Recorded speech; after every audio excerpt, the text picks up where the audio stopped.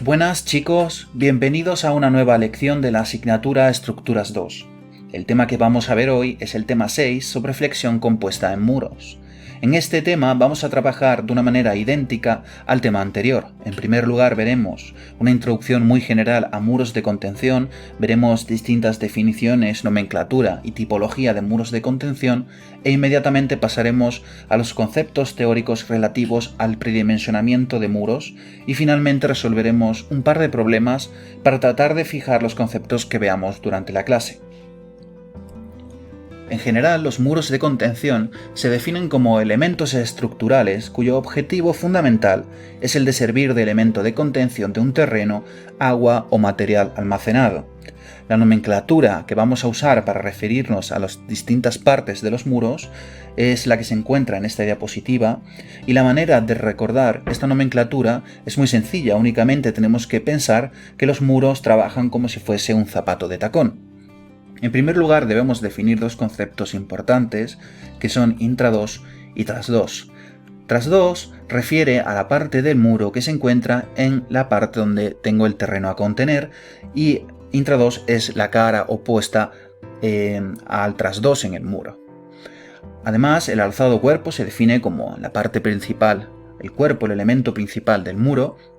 Y en el cimiento definimos, como decía, algo muy parecido a cómo funciona un zapato de tacón. Tenemos la puntera en la zona del intrados, tenemos el tacón y tenemos talón en la zona del trasdos del muro.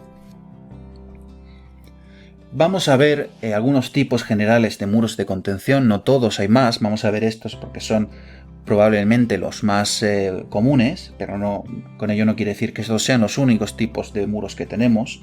Y vamos a ver muros de gravedad, muros ménsula, muros de contrafuertes, muros de bandejas, muros de cribas, de sótano y anclados. Empezamos con muros de gravedad.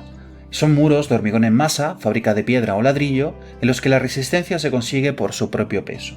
Es decir, tenemos sencillamente un elemento muy pesado, de tal manera que los empujes que llegan del terreno se contrarrestan por el propio peso del muro, ¿de acuerdo? Los muros de gravedad de hormigón en masa tienen la ventaja de que no tienen generalmente armadura, por lo tanto nos ahorramos todos los costes relativos al acero en sí mismo, así como la disposición de la armadura en obra, ¿de acuerdo? Este tipo de muros, como entenderéis, necesitamos usar un montón de material, necesita tener mucha masa, por lo tanto únicamente será interesante para alturas moderadas y longitudes no demasiado grandes, o de lo contrario resultarían muros excesivamente caros. La alternativa es el uso de muros ménsula, en este caso son muros de hormigón armado, y se aprovecha la colaboración del acero para resistir las tracciones provocadas por la flexión. Estructuralmente tenemos algo parecido a una viga empotrada que principalmente resiste a flexión. Para resistir las tracciones derivadas de esta flexión necesitaremos emplear ahora sí armadura, ¿de acuerdo? Este tipo de muros son los más empleados en la práctica profesional y aunque su campo de aplicación depende lógicamente de los costes relativos de excavación, hormigón, acero, encofrados y relleno, puede en primera aproximación pensarse que constituyen la solución más económica hasta alturas de hasta 10 o 12 metros. ¿De acuerdo?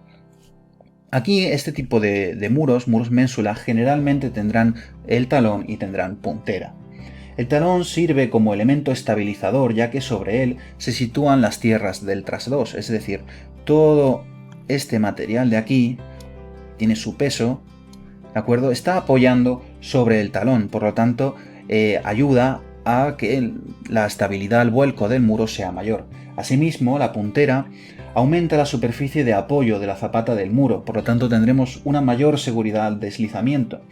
Pero asimismo aleja el punto de vuelco del muro, es decir, cuando este muro tiende a volcar, tenderá a volcar alrededor de este punto, ¿de acuerdo? Al tener puntera estamos alejando este punto, por lo tanto tendremos una mayor estabilidad al vuelco. Si necesitamos desarrollar un muro de mayor altura porque tenemos una excavación mayor, una solución posible es el empleo de muros de contrafuertes. Este tipo de muro constituye una solución evolucionada de la anterior, en la que al crecer la altura y por lo tanto los espesores de hormigón compensa aligerar de algún modo las piezas. Si pensamos en que tenemos un muro que se comporta de una manera aproximada a una viga empotrada, los momentos flectores que aparecen en la base y sus cortantes dependen, los momentos flectores del cubo de la altura,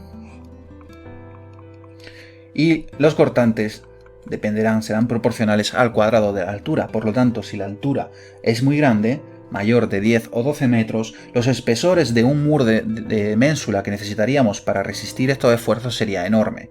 Por lo tanto, una alternativa es disponer estos contrafuertes que tienen la mayor inercia en la dirección de flexión principal, de tal manera que los tramos del muro entre contrafuertes pueden aligerarse considerablemente. ¿De acuerdo?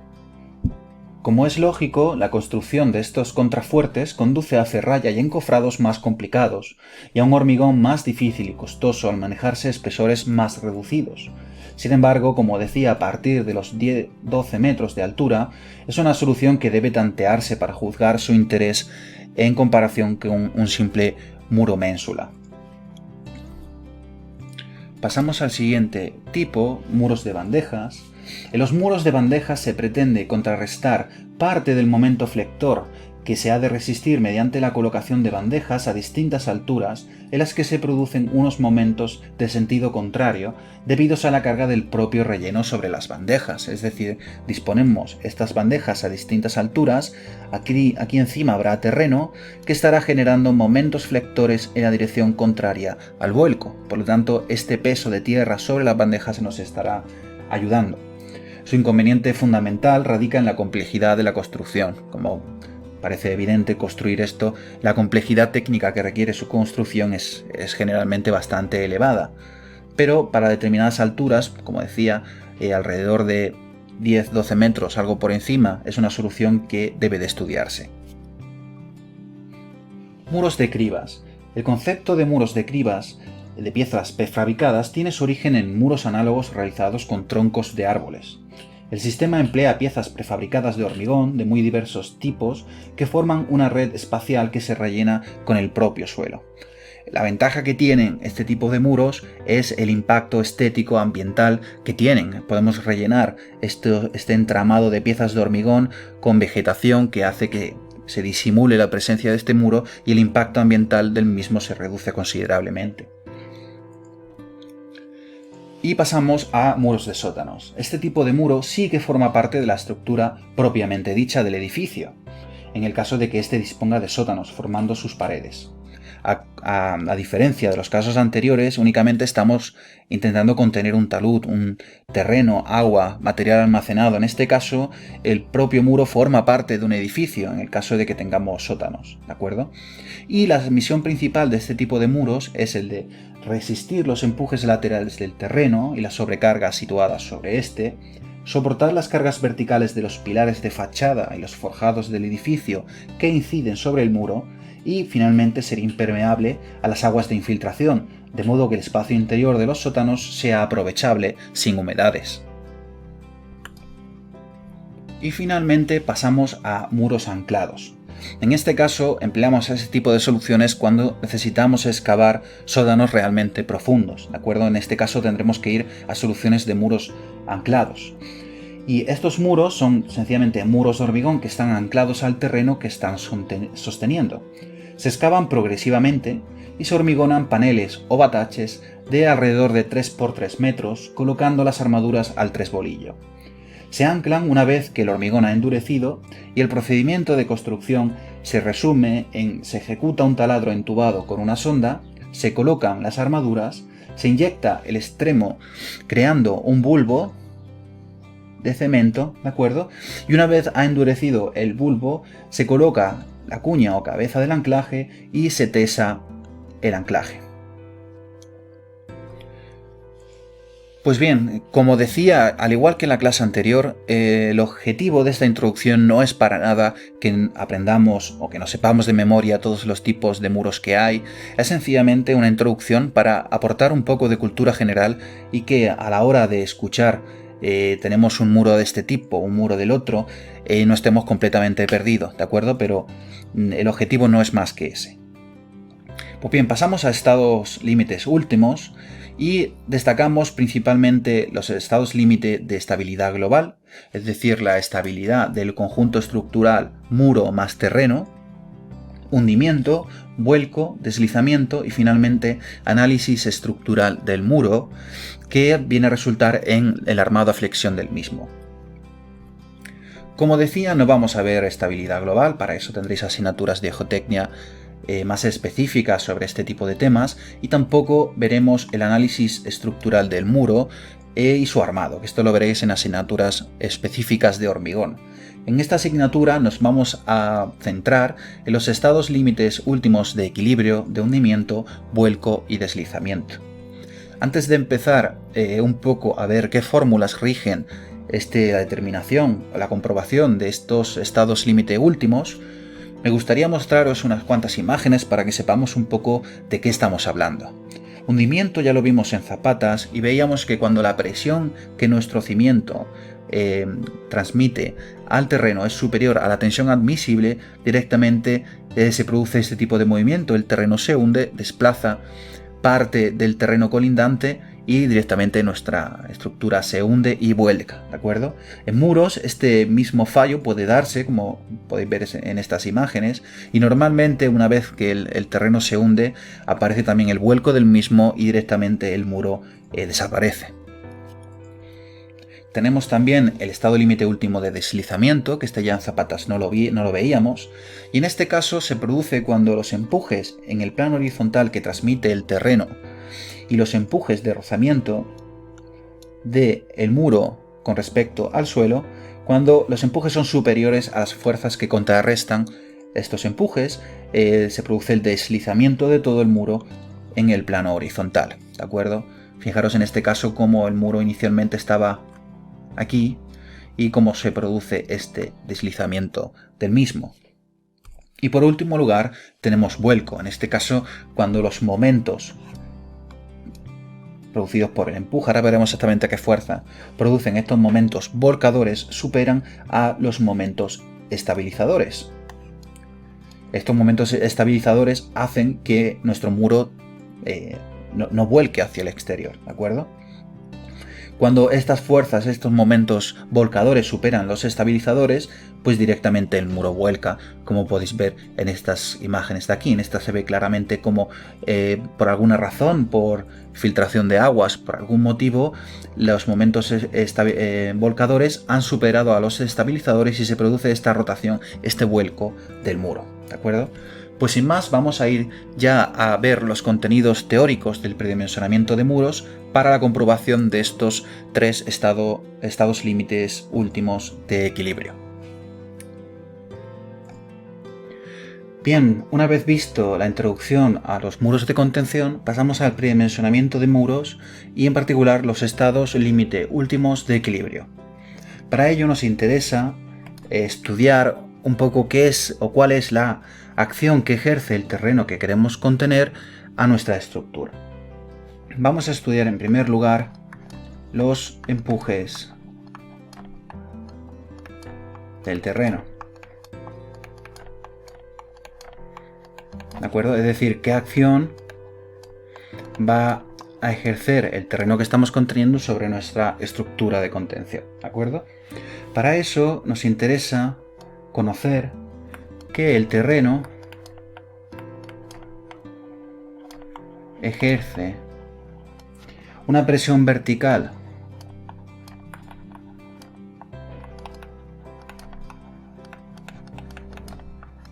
en las superficies horizontales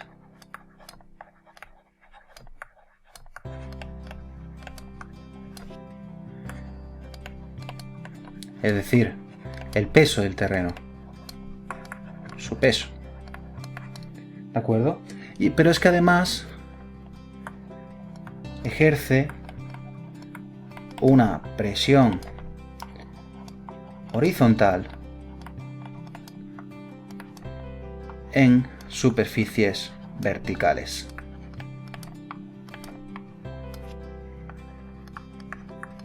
Esto es precisamente lo que vamos a denominar el empuje. ¿De acuerdo? Y para entender esto un poco mejor, vamos a pensar la situación en la que tenemos agua y la situación en la que tenemos un terreno. ¿De acuerdo? A partir de ahora, para que nos entendamos, cada vez que yo refiero al agua, lo puedo indicar como que aquí esto es agua, o usaré este tipo de símbolo, ¿de acuerdo? O sea, esta especie de rayas paralelas para indicar que esto es agua. Y si quiero indicar que es terreno, normalmente usaré este símbolo, esta especie de triángulos con rayas paralelas, ¿de acuerdo? Pues bien, vamos a analizar la presión en un punto interno. Si yo analizo un cubo diferencial a una determinada profundidad, voy a anotarlo aquí. Estudiamos qué le ocurre a un cubo diferencial a una profundidad h, tanto en el agua como en un terreno. ¿Cuáles son las presiones que aparecen aquí? Bueno, en el agua aparece la presión vertical de valor gamma, voy a poner gamma W, el peso, la densidad del agua, peso específico del agua, por la profundidad a la que se encuentra el volumen diferencial. Aquí aparece una presión igual de signo contrario para que este sistema esté en equilibrio. Y además aparecen también presiones horizontales, pero exactamente del mismo valor, ¿de acuerdo? Peso específico del agua multiplicado por la profundidad a la que nos encontramos. Aquí un número que a lo mejor interesa recordar es cuál es el peso específico del agua, que esto lo sabemos todos, ¿no? Esto es 1 tonelada metro cúbico, o lo que es lo mismo, 10 kilonewton metro cúbico, ¿de acuerdo? Vale, en el terreno ocurre algo muy parecido. La presión vertical sobre mi volumen diferencial a una profundidad h, ¿cuál es? Bueno, pues es el peso específico del terreno por h. ¿De acuerdo? Esta presión se origina a razón del peso de material que tengo sobre mi volumen diferencial. ¿Y qué presión horizontal aparece? Pues aquí aparece un coeficiente K por la presión vertical. Un coeficiente, aquí igual, coeficiente K, densidad del terreno, H. ¿De acuerdo? Aparece una fracción K de la presión vertical. Fijaros que en el agua, tanto la presión vertical como la horizontal son exactamente la misma. En terrenos no ocurre así. En terrenos la presión vertical es el peso específico del material por la profundidad a la que estoy analizando la presión, pero la presión horizontal es una fracción de la presión vertical. Vamos a escribirlo un poco por aquí. Entonces, en terrenos, la presión vertical es el peso de la columna de tierras que hay encima. Esto lo acabamos de ver, que es peso específico del terreno por la profundidad a la que estoy estudiando mi punto. ¿De acuerdo? Y hemos visto que la presión horizontal es una fracción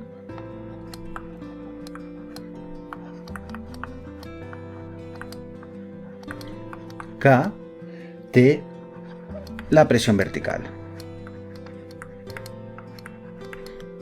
Hemos visto que es K, peso específico del terreno por la altura, ¿de acuerdo? Esta fracción K, en un momento vamos a ver cómo se calcula, pero este coeficiente depende del tipo de suelo que tenga, Es decir, no lo mismo si tengo arena que si tengo grava, depende del tipo de material que tengo, pero además depende de los movimientos relativos entre la estructura de contención y el terreno, ¿de acuerdo? Como vamos a ver ahora en un momento, ¿de acuerdo?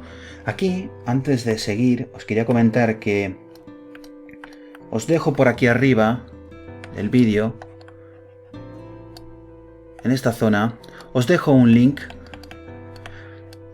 para un vídeo que he encontrado muy interesante que explica esto de las diferencias entre la presión vertical y presión horizontal en terrenos, así como los estados límite últimos de equilibrio, vuelco, deslizamiento, hundimiento o no, ¿de acuerdo? Pero es un vídeo muy ilustrativo que yo creo que nos va a ayudar mucho a entender. Por si queréis podéis guardar este link por aquí, cuando termine la clase lo podéis ojear, que yo creo que os va a venir de ayuda, ¿de acuerdo? Bueno, pues vamos a ver qué es esto del coeficiente de empuje. ¿Vale? Entonces permitidme un segundo que borre por aquí.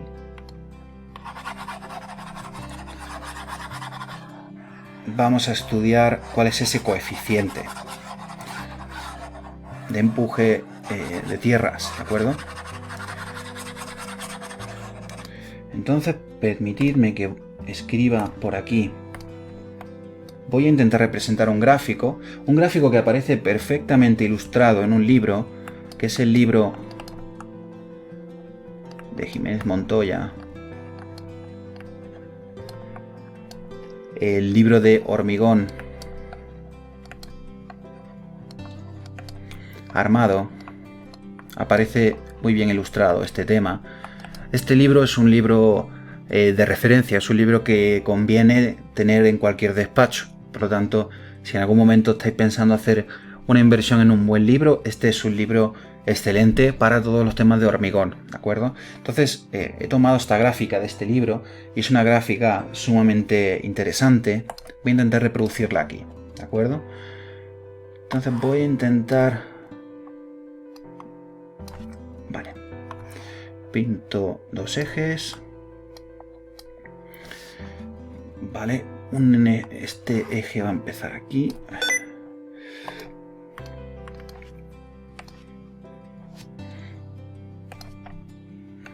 Vale.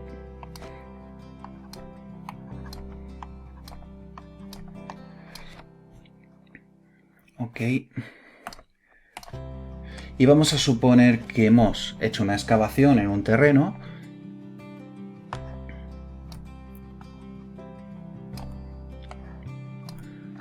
Vale, lo voy a poner.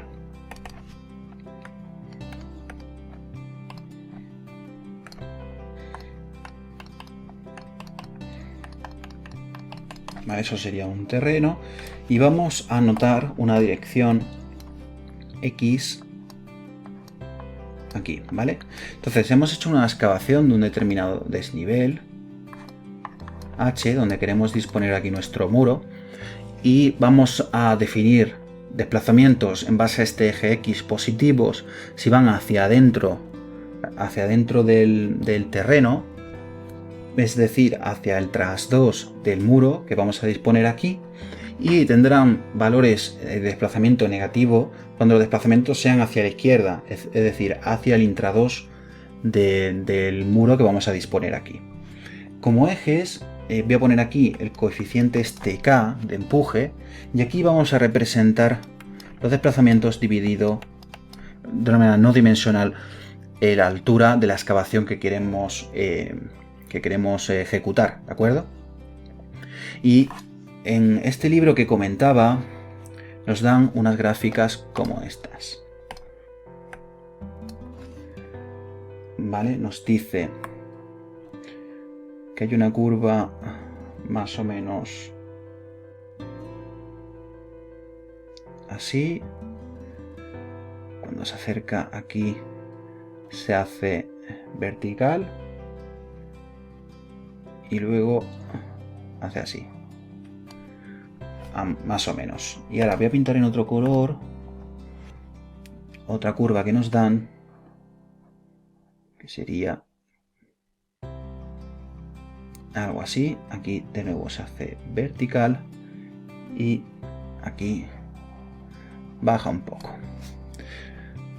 Vale. Voy a poner algunos números aquí para que tengamos un orden de magnitud. Esto sería el 0. Es decir, esta es la situación en la que no existe ningún tipo de desplazamiento. Más o menos el 1 anda por aquí. Luego por aquí tenemos más o menos 0,1. Más o menos por aquí tenemos el 0,2. Tenemos por aquí el 8, 10. Estos son los valores de esa fracción que puede tomar el empuje, ¿de acuerdo? Y aquí está la diferencia entre estas dos curvas.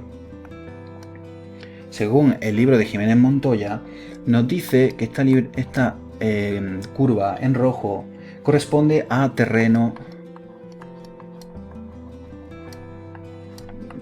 granular denso y esta de aquí, terreno granular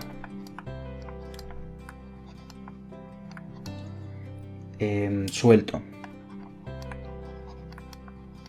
¿Vale? Ok, ¿qué indica este gráfico? Bueno, indica que si yo quiero calcular el empuje de tierras, debo de saber cómo se comporta la estructura, aparte del terreno, ¿de acuerdo? Necesito saber, por ejemplo aquí necesito saber si tengo un terreno granular denso o un terreno granular suelto, pero aparte, para yo poder coger aquí un punto y llevarme hasta el eje Y y saber cuál es el coeficiente que tengo que aplicar para obtener el empuje de tierras, necesito saber cuál es el movimiento que va a ejercer el terreno, ¿de acuerdo? Entonces, fijaros qué es lo que está ocurriendo.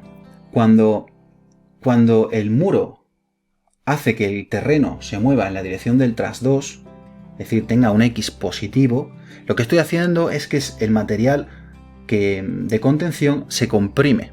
Este material se está comprimiendo. Por lo tanto, conforme yo aumento la compresión, conforme el terreno experimenta una compresión mayor, fijaros que el coeficiente de empuje va aumentando. Es decir, yo tendré un empuje mayor, ¿de acuerdo? Y pasa lo contrario cuando el muro se mueve en la dirección del intra 2. Es decir, ¿qué está haciendo el terreno? Se está descomprimiendo. Cuando el terreno se está descomprimiendo, ejerce un menor empuje, ¿de acuerdo? Esto generalmente se llama esta franja de aquí, se denomina empuje pasivo, ¿de acuerdo? Y esta otra franja de aquí se denomina empuje activo. Y luego vamos a denominarlos así, vamos a llamar a esto KA. Es decir, cuando estoy en esta zona y tomo los coeficientes K de empuje de esta zona, tendré un empuje activo que voy a llamar K sub A. Y cuando esté en esta zona, cuando tenga unos desplazamientos X positivos, tendré un empuje pasivo y estaré cogiendo los coeficientes Kp. Y luego tengo esta franja de aquí, en la que el desplazamiento es aproximadamente 0. Esto se conoce como un empuje en reposo. Es decir, el terreno está en reposo. Esto lo denominamos K sub O, ¿de acuerdo? Por lo tanto, si yo quiero calcular los empujes, tengo que saber en qué zona estoy, si tengo que usar un empuje pasivo, si tengo que usar un empuje activo o un empuje en reposo. En función de eso me puedo ir a curvas como esta que nos da el libro de Jiménez Montoya y yo puedo ir sacando cuáles son los coeficientes de empuje que tengo que aplicar. En base a eso, una vez que yo determino cuál es la K, ¿de acuerdo? Puedo aplicar la siguiente expresión, que es la expresión general del empuje del terreno sobre un muro. Esta expresión del empuje es igual a K por P, ¿de acuerdo? Este E, esto es el empuje unitario por metro cuadrado. Luego, K es el coeficiente de empuje, que tendré que usar pues, un empuje pasivo, un empuje activo, un empuje en reposo, dependiendo de la situación en particular. Y P es el peso, igual que hemos visto hace un momento, sobre el punto considerado. Que en general, ¿cómo será esta expresión? Pues será el peso específico del terreno por la altura más posibles sobrecargas. Aquí sería, para que nos quede todo muy claro, gamma t, esto sería el peso específico del terreno y Q serían sobrecargas en la coronación. Sobrecarga en coronación. Es decir, cualquier carga que yo pueda tener aquí aparte del propio peso del material. ¿Vale? Por lo tanto, realmente es bastante sencillo. Tengo que aplicar únicamente esta expresión, que será un coeficiente de empuje por la presión vertical que tenga sobre el punto que quiera considerar. ¿De acuerdo? Vale, para que nos quede esto un poquito más claro y saber cuándo tengo que... Realmente es muy sencillo, como vamos a ver ahora. ¿Cómo actúo para saber si tengo un empuje pasivo, un empuje en reposo, etcétera? Bueno, pues tengo aquí preparadas estas imágenes, ¿vale? Estas son situaciones en las que se pueden dar estos tres tipos de empujes, ¿de acuerdo? Aquí tenemos una situación de empuje activo.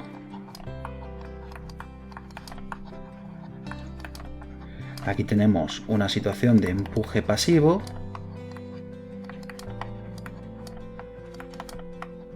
Y aquí tenemos una situación de empuje en reposo. Fijaros, empezamos con el empuje activo. Este tipo de empuje se produce cuando la estructura se desplaza o gira hacia el exterior, es decir, hacia el intra-2. ¿De acuerdo? Y por lo tanto el terreno se descomprime. Este es el caso típico de muros ménsula, donde existe un cierto grado de libertad al movimiento. Puede producirse cierto deslizamiento, cierto vuelco. ¿De acuerdo? Entonces, siempre que tengamos un muro de contención tipo ménsula, que son los que vamos a resolver en esta asignatura, tendremos un empuje activo. El terreno que está empujando sobre el muro se está descomprimiendo, por lo tanto tengo que emplear un empuje activo. El empuje pasivo, fijaros que ocurre lo contrario. Este empuje se produce cuando el elemento de contención se desplaza o rota hacia el interior del terreno, es decir, hacia el trasdos, y por tanto la estructura de contención empuja y comprime al terreno. En este caso el terreno se comprime, ocurre lo contrario a lo anterior, ¿de acuerdo? Esto en muros ménsula no va a ocurrir nunca en la cara de trasdos. Puede que ocurra en esta zona. En esta zona, fijaros qué pasa con esta parte del terreno aquí, cuando realmente se produce... Aquí, se produce aquí realmente. Fijaros, cuando el terreno está empujando al muro, ¿qué le pasa a la parte del terreno que hay por delante de la puntera? Pues al terreno que hay por delante de la puntera se está comprimiendo. Le ocurre lo contrario que a esta zona de aquí. Entonces, en este tipo de empujes tendré empuje activo, y en esta zona de la puntera donde el terreno se está comprimiendo puedo tener algo de empuje pasivo. ¿De acuerdo? De todas maneras, veremos ahora en un momento que normalmente este empuje en la puntera no se suele tener en cuenta por estar del lado de la seguridad, pero aquí realmente lo que yo tendría sería un empuje pasivo. Entonces, como decía, en este caso el empuje pasivo ocurre cuando el terreno se está comprimiendo. ¿En qué otros casos se podría dar este empuje activo? Voy a borrar esto aquí. Como decía, en otros casos se puede dar este empuje activo. ¿En qué otros casos el terreno se puede estar comprimiendo? Bueno, pues en muros anclados y tesados contra el terreno. En este caso tenemos una barra que hemos tensado y está comprimiendo el hormigón contra el terreno.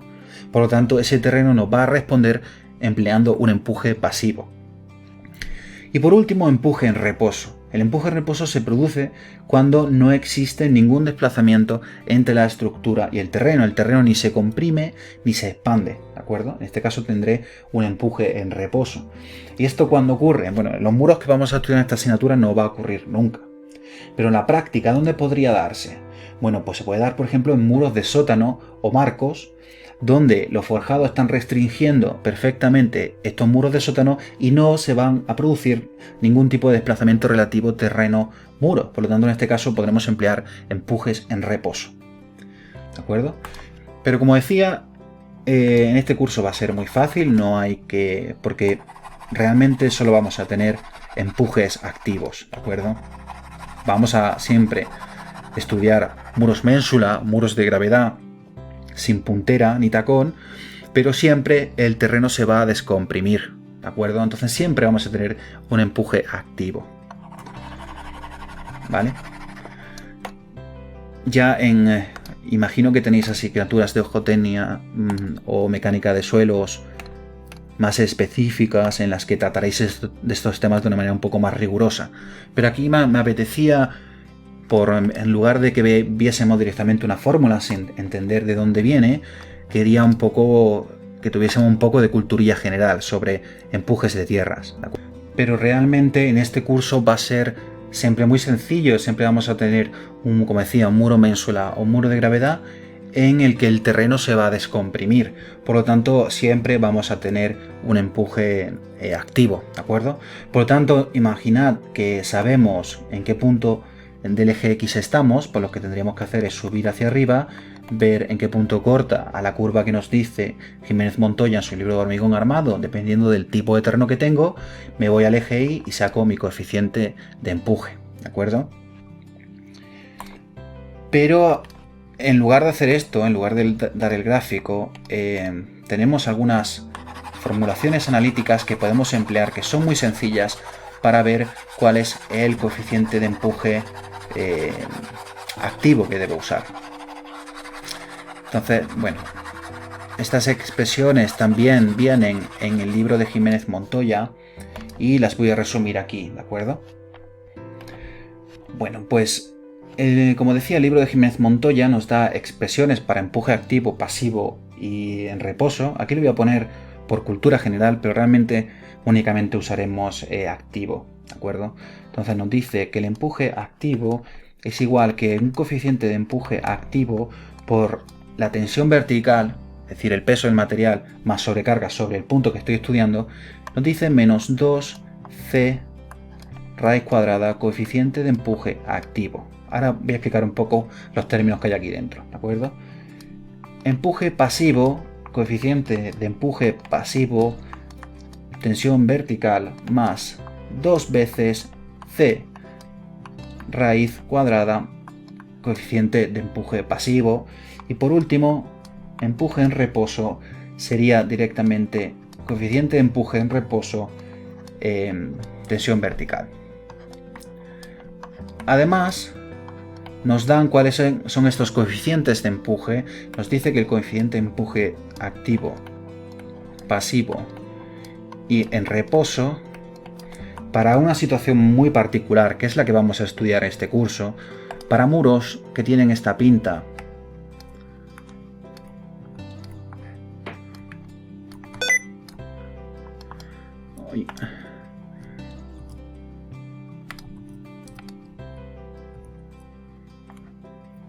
para muros que tienen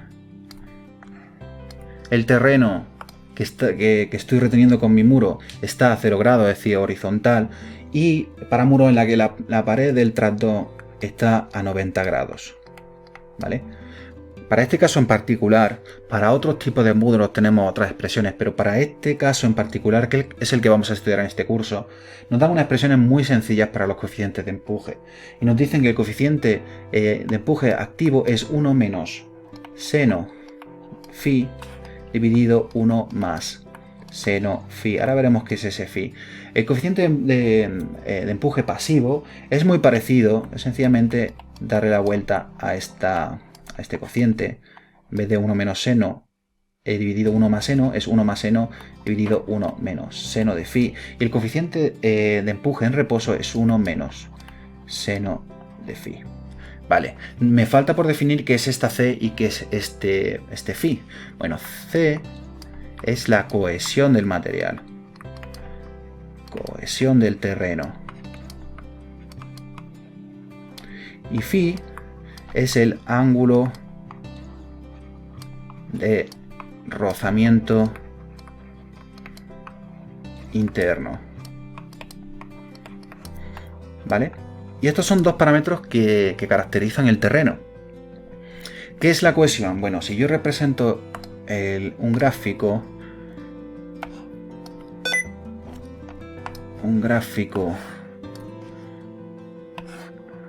voy a poner en rojo, un gráfico como ese, donde represento aquí tensión tangencial y aquí tensión normal. Cuando la tensión normal es 0, la tensión tangencial que ofrece el terreno es la cohesión C. Y esta pendiente de aquí es Φ, que es el ángulo de rozamiento interno. Voy a empezar con el ángulo de rozamiento interno. Este es un ángulo que determina en función de la geometría del terreno, pues si tengo arena, pues los agregados de la arena, o si tengo grava, es el ángulo que si yo cojo este terreno y lo suelto en el suelo, imaginaos que yo tengo un cubo de arena, ¿de acuerdo? Yo ese cubo de arena lo suelto en el suelo. Bueno, pues los granos se van a empezar a organizar así. Yo empiezo a echar con mi cubo en el centro. Los granos se van a ir acumulando así, ¿verdad? Hasta formar un cono. ¿Vale? Van a formar un cono. Dependiendo del tipo de material que tengo, este cono tendrá una pendiente u otra. Porque dependiendo de la geometría de los agregados, el rozamiento entre ellos podrá adquirir un determinado ángulo. Este ángulo de aquí, voy a poner en rojo, este ángulo es el ángulo de rozamiento interno, que es el mismo que este ángulo de aquí. Este es el ángulo de rozamiento interno, es decir, es el ángulo que de forma natural, sin yo aplicar nada, el material se mantiene en equilibrio, ¿de acuerdo? Este es el ángulo de rozamiento interno. Y este gráfico que he pintado aquí antes, esto es un modelo matemático, que es el modelo para suelos de Mohr-Coulomb. Es un modelo matemático, es el modelo matemático más simple que puedes emplear en un suelo. Solo tiene dos parámetros, es súper sencillo. ¿Y qué es lo que nos dice? Bueno, nos está diciendo, primero, que la pendiente esta es el ángulo de rozamiento interno, que ya hemos visto su interpretación física, que sería este de aquí, y nos falta la cohesión. La cohesión es la tensión tangencial que puede ofrecer el terreno cuando la tensión normal es 0, es decir, cuando no estoy comprimiendo al material. ¿Qué significado físico tiene esa cohesión? Bueno, pues imaginad que yo tengo granos de arena, pero además tengo un material cementante. Es decir, yo normalmente, o en muchas ocasiones, no tengo agregado de arena o de grava o de lo que sea y ya está. Normalmente puedo tener arcilla, puedo tener otro tipo de materiales que se disponen entre los granos principales y digamos que actúan como un pegamento. Es decir, tienen una cierta fuerza que los suelta. Puede ser, como decía, una arcilla, algún tipo de material que se dispone entre los agregados principales que está haciendo que aquello se mantenga todo pegado, ¿de acuerdo? Esta es la tensión tangencial que ofrece el material en ausencia de una compresión, ¿de acuerdo? Esta es la cohesión del material. Entonces, la cohesión y el ángulo de rozamiento interno son dos parámetros que nos va a dar el estudio geotécnico sobre el material que yo tengo que retener, ¿de acuerdo? Esto es una información que voy a contar con ella después de que un geotécnico haya hecho su estudio. Entonces, si a mí me da el valor de la cohesión, el valor del ángulo de rozamiento interno, lo único que tengo que hacer es venirme a mi muro, ver si tengo empuje activo o empuje pasivo en reposo. Vengo aquí, fijaros, uso estas expresiones, introduzco el valor del ángulo de rozamiento interno y de la cohesión que me hayan dicho y podré determinar perfectamente los empujes, ¿de acuerdo? Pero bueno, como decía, en esta asignatura va a ser muy fácil porque generalmente vamos a tener únicamente vamos a tener un empuje activo. Rara vez tendremos otro tipo de empuje. Entonces realmente la única expresión que a lo mejor tenemos que recordar es esta de aquí, que es muy fácil, 1 menos seno, 1 más seno del ángulo de rozamiento interno. Luego aquí normalmente la cohesión la vamos a despreciar, vamos a suponer que la cohesión es 0, generalmente. Y esto va a ir del lado de la seguridad, es decir, si yo no considero la cohesión que tiene el material, generalmente estaré del lado de la seguridad. Entonces realmente la única expresión que tenemos que recordar es esta: 1 menos seno del ángulo de rozamiento interno dividido 1 más seno del ángulo de rozamiento interno. Y basta, ¿de acuerdo? Entonces realmente es muy sencillo. Pues bien, con esto ya podemos calcular todas las cargas que actúan sobre el muro y vamos a poder determinar los estados límite últimos de equilibrio. Y vamos a empezar con uno que ya conocemos, uno que ya usábamos en zapatas. Voy a borrar aquí también, que es el estado límite último de hundimiento.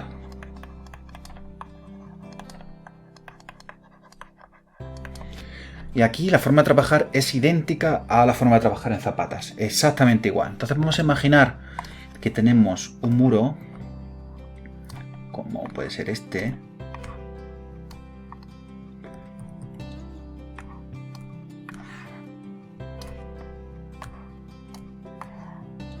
siempre va a tener una pinta parecida a esta, ¿de acuerdo? Vamos a poder aplicar esas fórmulas tan sencillas que hemos visto antes, por lo tanto generalmente no habrá geometrías raras de muros. Para eso ya decía que tendréis asignatura de mecánica de suelos o geotecnia en la que podréis estudiar tipologías más complejas de muros, pero en este caso lo que me interesa más bien es la flexión compuesta, por lo tanto no me interesa que nos perdamos en conceptos de mecánica de suelo y generalmente tendremos tipologías de muros muy simples, ¿de acuerdo? Como puede ser algo como esto. Como norma general, como ya hacemos en zapatas, vamos a denominar a esta dimensión B mayúscula. Y en este caso, una diferencia sustancial con respecto a las zapatas es que vamos a trabajar siempre por metro de profundidad. Siempre vamos a trabajar así. Es decir, el muro realmente, ¿cómo es? Bueno, pues el muro realmente tendrá un aspecto como este. Es decir, esta será la sección del muro.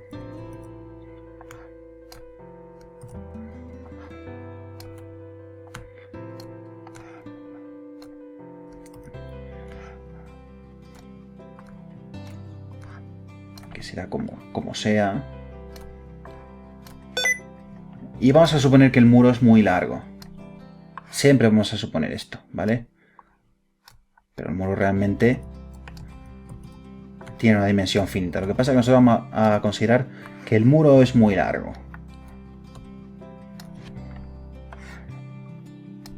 A ver si consigo terminar.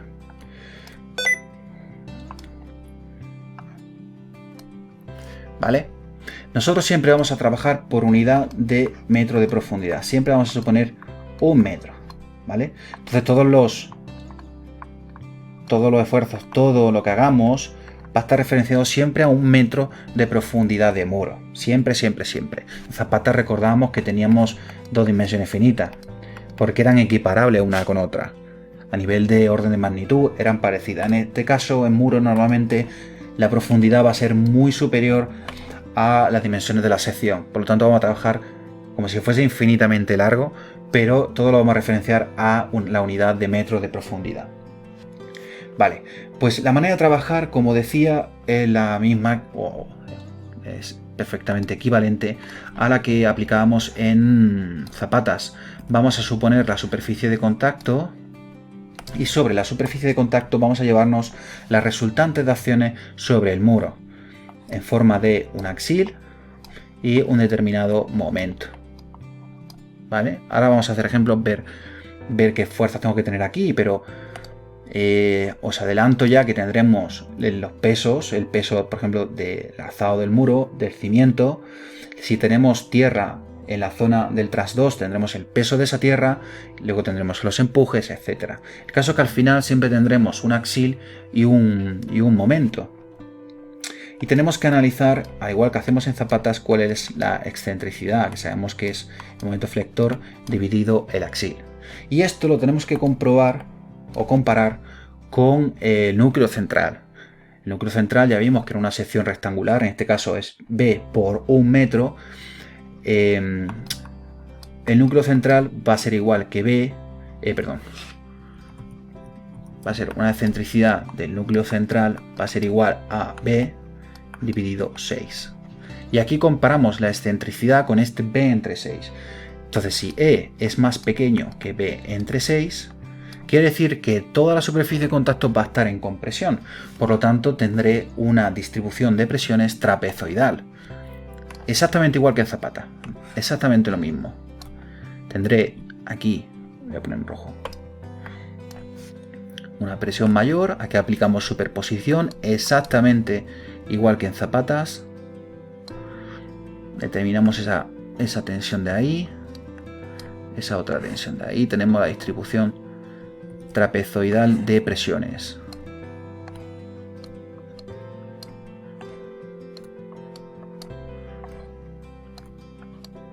Sobre esta distribución obtenemos la tensión máxima, la tensión mínima.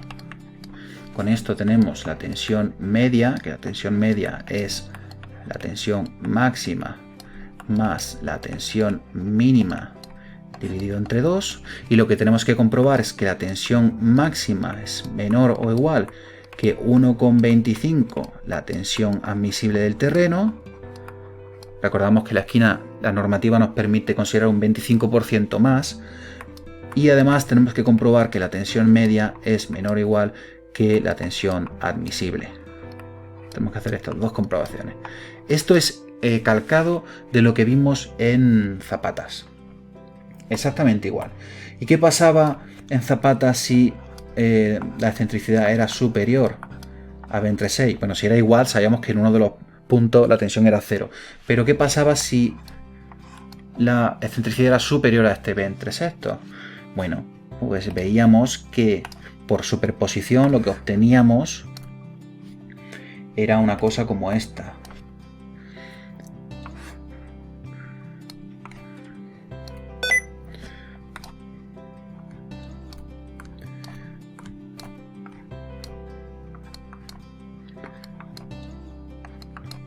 Teníamos compresión en una parte y luego teníamos tracciones en la otra parte. Esta zona aquí teníamos tracciones y ya vimos que esto era imposible.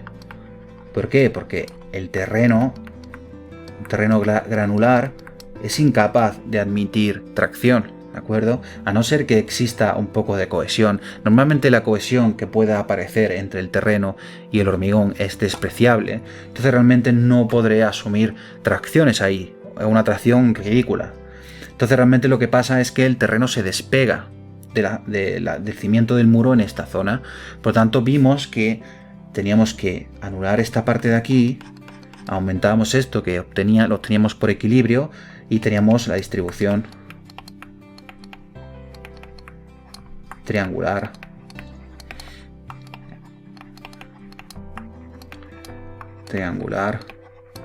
de presiones.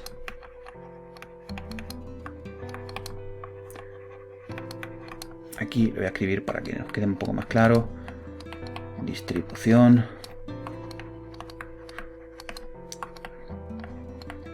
trapezoidal de presiones. Vale. Bueno, aquí ocurre exactamente igual que en Zapatas. Hay una parte en la que no puede haber tracción, es imposible, por lo tanto tenemos que anularlo, obtener cuál es la presión equivalente triangular usando ecuaciones de equilibrio y aplicando pues, que la tensión máxima no podía ser superior a 1,25 tensión admisible, al igual que hacíamos en Zapatas, ¿de acuerdo? Pero aquí, en el tema de muros, vamos a emplear una solución alternativa que va a hacer que la cosa se simplifique un poquito. Entonces, voy aquí a borrar un segundo, ¿vale?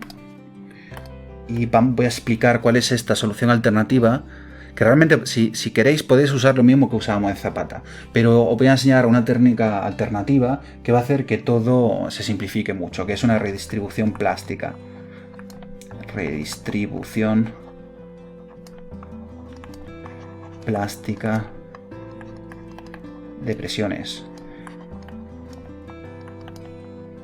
Y esto es una un cálculo alternativo que lo permite tanto el código técnico de la edificación como el eurocódigo.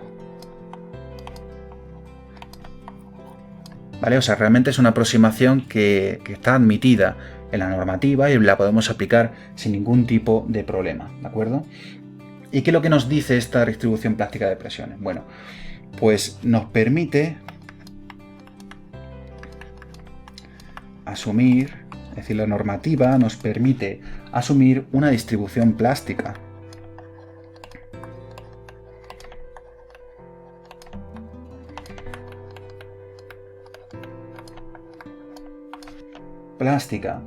De tensiones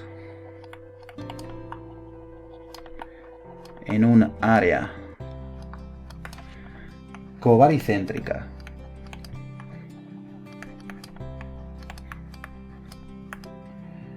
con la resultante vertical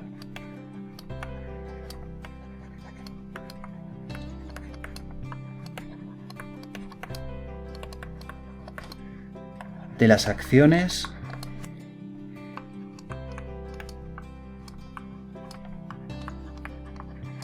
sobre la base de la cimentación.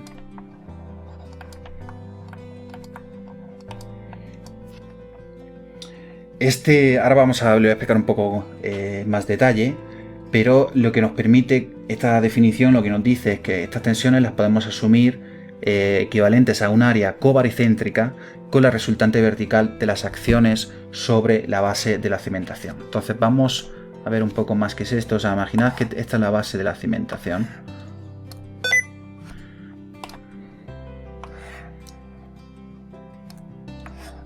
Tenemos esta base de la cimentación donde tenemos aplicado, pues vamos a imaginar el caso más general, el que tenemos aquí un axil.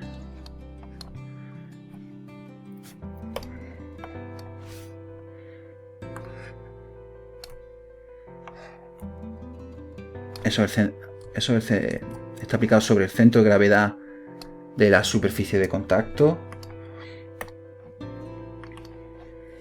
Uy.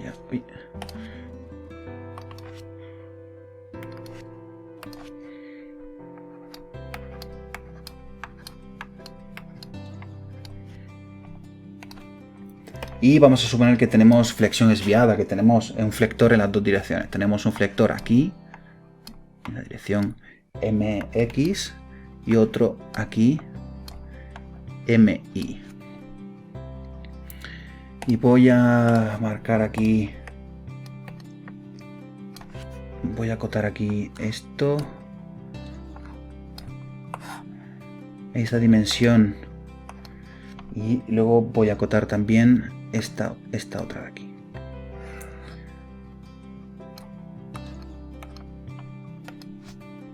A esto de aquí lo vamos a llamar B y a esto lo vamos a llamar A. Entonces nos dice que aquí podemos hacer Navier, una distribución lineal de presiones, ver cuál es la presión máxima, mínima, etcétera.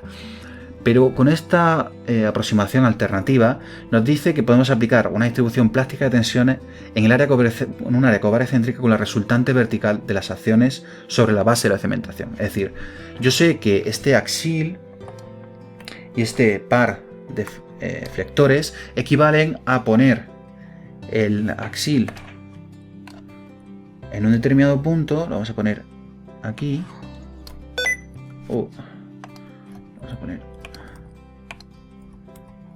aquí,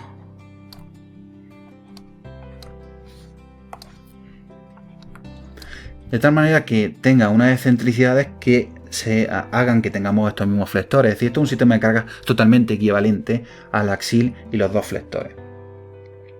Para eso tenemos que tener, en este caso, en ser flexión espiada, tenemos dos excentricidades.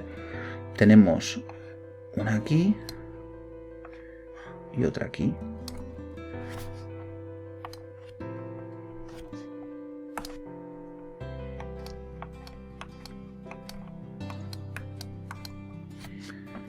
Voy a anotarlo un segundo. Esta excentricidad de aquí, EI, y esta EX. ¿Vale? Entonces, si yo multiplico el axil por su excentricidad, me dan exactamente los flectores que yo tenía. Esto es un sistema totalmente equivalente, ¿de acuerdo? Entonces nos dice que podemos aplicar una distribución plástica de tensión en un área cobaricéntrica. Voy a suponer que este punto, el centro de presiones, es el centro de gravedad de una determinada sección de esta superficie de contacto, ¿de acuerdo? Entonces tengo que asumir que si yo me llevo aquí una línea horizontal hasta acá, esta distancia me la llevo aquí también. Hago lo mismo aquí. Esta me la llevo, imaginad que me queda aquí.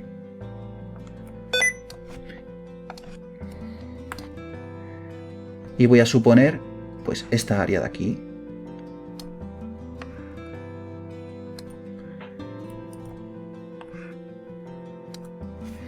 Esta la vamos a marcar. Voy a marcar así.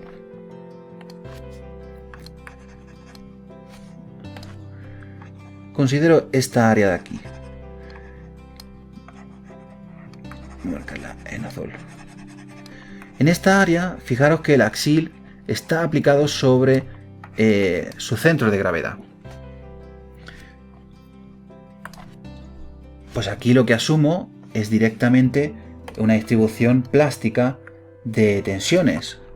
Es decir, aquí asumo que tengo una presión uniforme. Una presión uniforme de tensiones. Ya me tengo que olvidar de todo lo que veíamos en Navier, esa distribución triangular que puede ser un poco más complicada. Aquí directamente una tensión que es uniforme.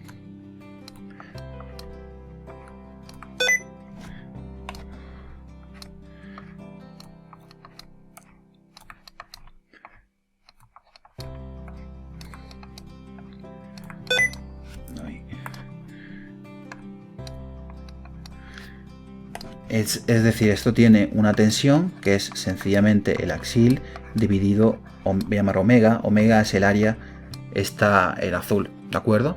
Entonces aquí ya no me tengo que olvidar de una distribución triangular trapezoidal, es directamente dividir el axil por esta área. Y esto es súper fácil en el caso de muros, ¿de acuerdo? Bueno, permitidme que ponga aquí un párrafo más para que nos quede un poco más claro. Digo, dicha área, el área azul, dicha área está situada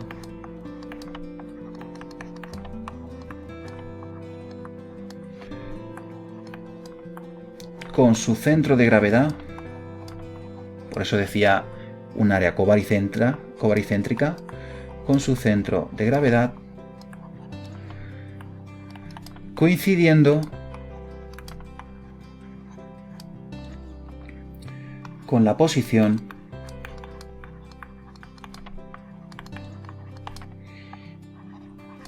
de la resultante del esfuerzo axil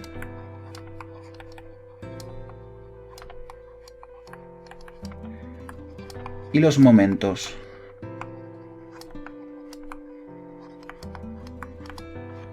que actúan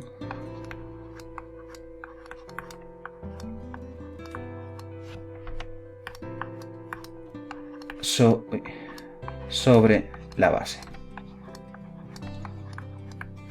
¿Vale? Entonces, cogemos la resultante de axil con sus excentricidades.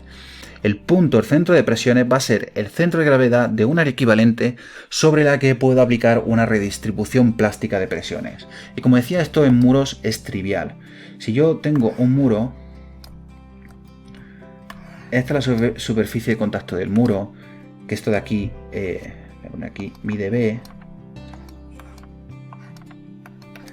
Si yo, y este es el centro de gravedad de la superficie de contacto, si yo tengo el axil con su excentricidad aplicado aquí, ¿vale? Esta distancia de aquí es la excentricidad E, que la saco como M entre N, ¿de acuerdo? Entonces digo que este punto de aquí, este centro de presiones, va a ser el centro de gravedad del área esta sobre la que puedo aplicar la redistribución plástica, ¿de acuerdo? Entonces si yo me calculo esta distancia de aquí, la distancia que hay hasta el extremo de la base. ¿Cuál es esta distancia? Bueno, pues muy sencillo. Esta distancia es b entre 2, la mitad del ancho, menos la excentricidad. Si esto es el centro de gravedad de esta nueva área, esta longitud debe de ser igual que esta, de tal manera que esta área equivalente vista de frente sea esta de aquí.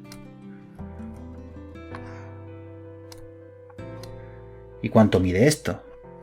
Bueno, pues esto de aquí lo vamos a llamar B asterisco. B asterisco. ¿Y cómo calculo ese B asterisco? Pues muy fácil. B asterisco es el doble de esto de aquí. Es decir, lo que mide hacia la derecha tiene que ser igual que lo que mide hacia la izquierda para que el centro de presiones sea su centro de gravedad. Entonces, 2 veces B entre 2 menos la excentricidad. Esto es igual que esto es igual que B menos 2E. Por lo tanto, esto es trivial. Es decir, si yo tengo esta situación en la que aparecen tracciones, sé que las tracciones no se pueden dar, puedo emplear esta distribución plástica de presiones. Por lo tanto, me calculo la excentricidad como M entre N. Con esto calculo el ancho reducido B asterisco. B asterisco es directamente B menos 2 veces la excentricidad. Y con esto me calculo la tensión, que la tensión es N entre omega. Omega que es B asterisco por 1 metro de profundidad. Siempre trabajamos con 1 metro de profundidad. Esto tengo que ver que es más pequeño que la tensión admisible del terreno. ¿De acuerdo? Esto hace que todo se simplifique muchísimo. Entonces, como decía, volvemos a este gráfico de aquí. En lugar de aplicar la distribución triangular de presiones, podemos ir a la redistribución plástica de presiones, que va a tener esta pinta. Si el axil resultante de este axil y momento es este de aquí, con su excentricidad la que sea, pues tengo que aplicar una redistribución plástica de presiones en un ancho reducido B asterisco, que sería este de aquí.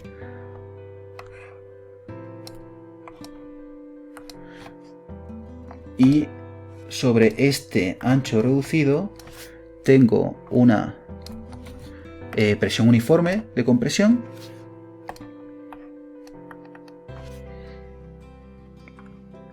Vamos a ver, tal que así.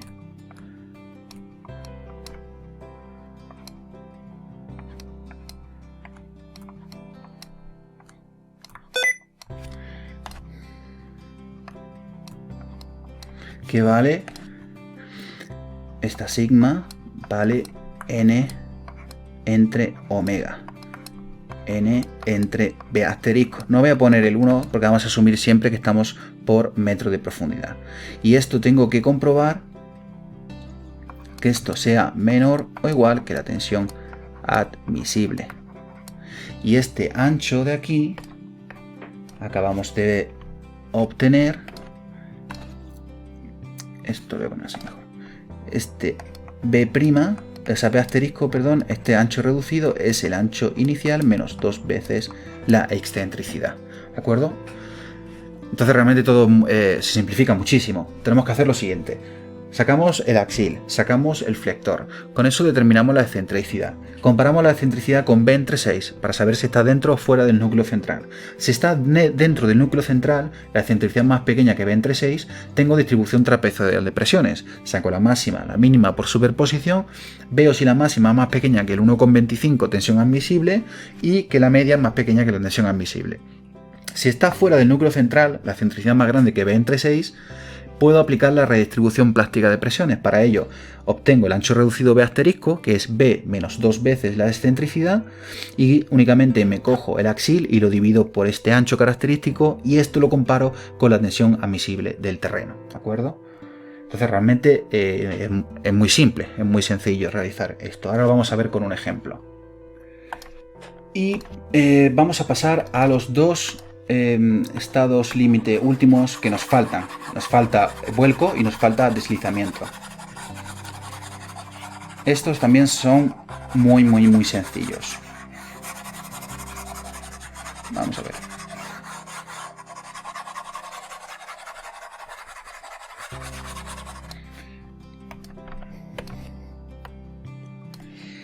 Empezamos con la comprobación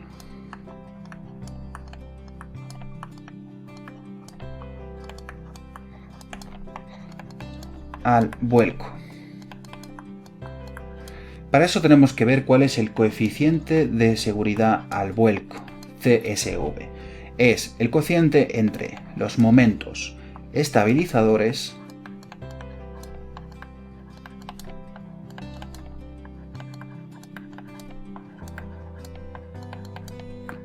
dividido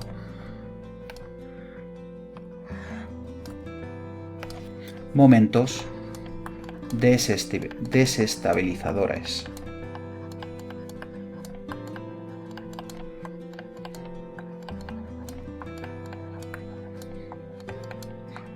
¿Vale?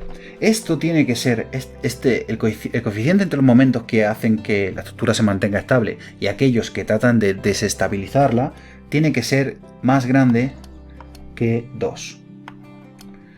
Este 2 sale, si abro un momento el código técnico de la edificación, fijaros que tenemos aquí esta tabla 2.1 donde aparecen los coeficientes de seguridad. El coeficiente de seguridad al vuelco, fijaros que aparece en las acciones, nos dice que las acciones estabilizadores tengo que minorarlas, multiplicarlas por 0,9 y las acciones desestabilizadoras por 1,8.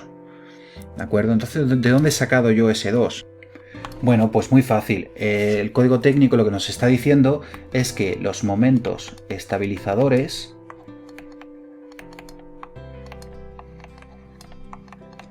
multiplicados por el coeficiente que nos ha dicho esa tabla, es decir, 0,9, los momentos estabilizadores tienen que ser más grandes que los momentos desestabilizadores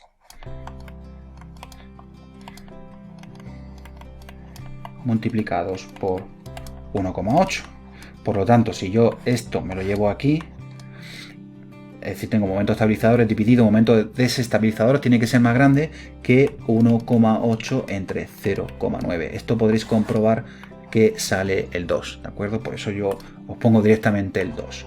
Entonces, coeficiente de seguridad del vuelco, momentos estabilizadores dividido momentos desestabilizadores tiene que ser más grande que 2. Es decir, tengo que tener al menos el doble de momento estabilizador con respecto a momento desestabilizador.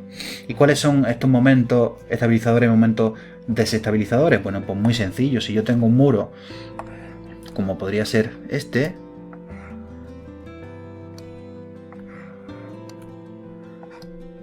imagina que esto es tierra, ¿vale? Y este es el muro, ¿vale? Pues tendré el empuje del terreno y tendré el peso del muro. ¿Por dónde va a intentar rotar este muro? Por este punto, este centro de rotación lo podemos llamar C, ¿de acuerdo? Entonces tendré un momento así, producido por el empuje, que esto será un momento, le voy a poner en rojo.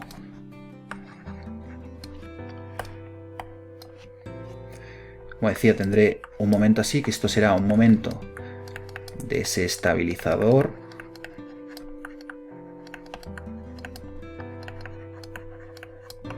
Generado por el empuje, y si tengo un momento en otra dirección que lo va a generar el propio peso del empuje, esto será un momento estabilizador.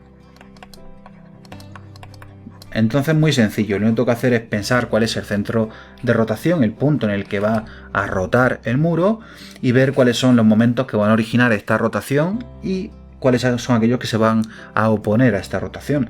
Lo divido y tengo que ver que esta división sea superior a 2. Muy sencillo.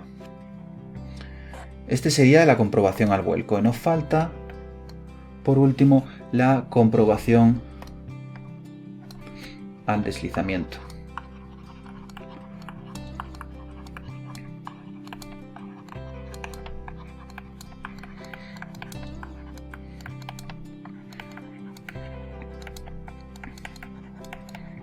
que esta es muy sencilla también. El coeficiente de seguridad del deslizamiento es igual al cociente entre las fuerzas estabilizadoras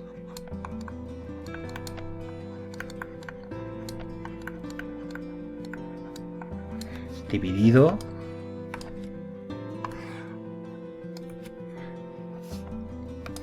fuerzas desestabilizadoras.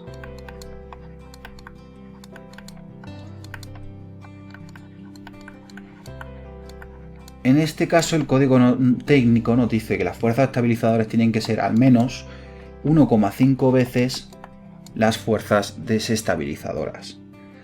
¿Cuáles son las fuerzas estabilizadoras y las fuerzas desestabilizadoras? Bueno, muy sencillo también.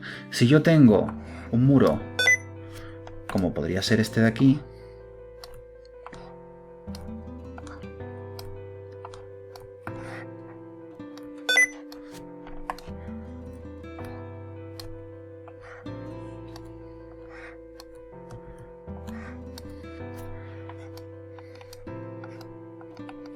¿vale? Pues, ¿qué cargas tengo yo aquí? Bueno, pues tendré el empuje del terreno, que será una carga triangular. Ahora veremos en los ejemplos cómo usar la expresión que he mostrado antes para calcular esto, pero al fin y al cabo lo que tendré es una resultante que andará más o menos por ahí. Este será el empuje de tierras, luego tendré el peso del alzado del muro, el peso de la cimentación y tendré ¿qué otra carga puedo tener en esta dirección horizontal? Bueno, pues lo que tengo es el rozamiento que aparece entre el muro y el suelo. Aparecerá aquí una fuerza de rozamiento. Entonces, esta fuerza de rozamiento, que va a ser estabilizadora, tiene que ser mayor o igual que 1,5 veces el empuje del terreno, para que no deslice el muro. Vale, ¿cómo calculo esta fuerza de rozamiento? Bueno, esta fuerza de rozamiento también la da el libro de Jiménez Montoya de hormigón armado y nos dice la siguiente expresión. Nos dice que la fuerza de rozamiento es igual que mu, un coeficiente de rozamiento, por n, que es todas las cargas axiles que llegan a la superficie de contacto. Si yo llamo esto P, esto llamo PZ, e incluso tengo aquí, se me había olvidado, el peso de esta parte del terreno, vamos a llamar PT. Todas las cargas que llegan a la superficie de contacto en la dirección perpendicular a la misma sería P más PZ más PT. Bueno, pues el rozamiento es todas esas cargas por un coeficiente de rozamiento. Y además nos dice que le podemos sumar una cierta cohesión, C asterisco. C asterisco la define Jiménez Montoya como una cohesión reducida. C asterisco es cohesión reducida. Y nos da la expresión la mitad de la cohesión del terreno, pero además esto no puede ser superior a 0,05 newton dividido milímetro cuadrado.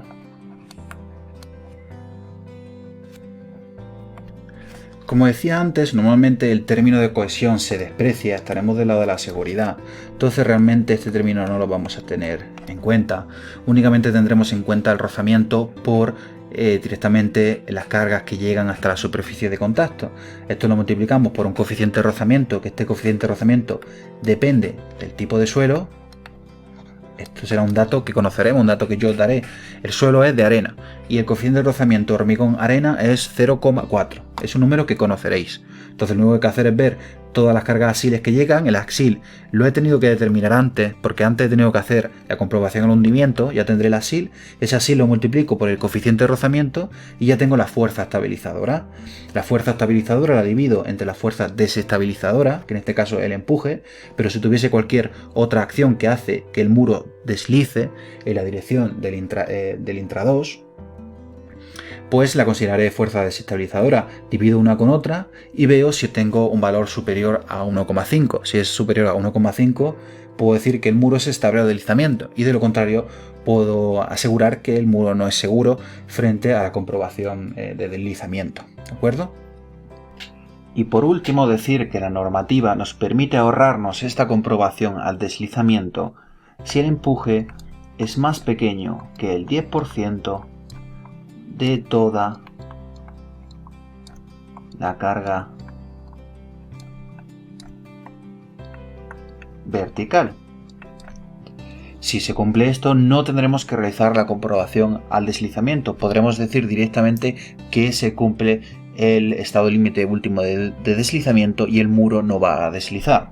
Por lo tanto, si en un ejercicio calculáis el empuje, calculáis el axial total y podéis demostrar que el empuje sale más pequeño que el 10% de n, podéis decir que directamente se cumple el estado límite último de deslizamiento y no tendréis que realizar esta división entre fuerzas estabilizadoras y fuerzas desestabilizadoras, porque directamente se puede decir que se verifica el estado límite último de deslizamiento. Con esto hemos visto toda la teoría. Hemos visto cómo calcular los empujes. Acabamos de estudiar que tenemos empuje activo, pasivo y en reposo. Ya hemos visto que en muros ménsula no vamos a tener jamás, o rara vez tendremos, empujes en reposo, y generalmente tendremos empuje activo, un empuje en el que el suelo se descomprime. Hemos visto que podemos tener algo de empuje pasivo en la puntera, es decir, esta parte del material que se sitúa por delante de la puntera en el intra-2 y que el terreno se comprime.